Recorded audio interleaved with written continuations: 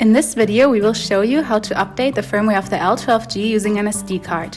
With this, you can fix existing issues and gain access to new features. Before you start the firmware update, make sure to have these items ready. There are 3 steps to complete the update.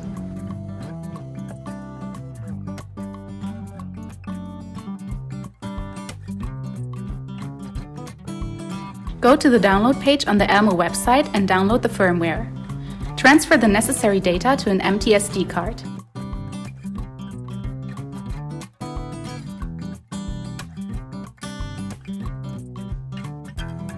Insert the SD card into the slot on the side of the L-12G and connect the power cable.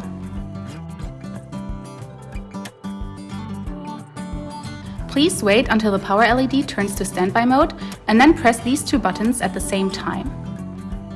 When it starts blinking purple, the firmware will be overridden if there is no problem.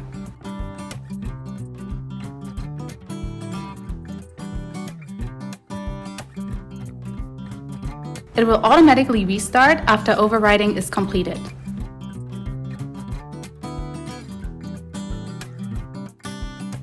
After restarting, you can check the firmware version in the camera information section under Product Version.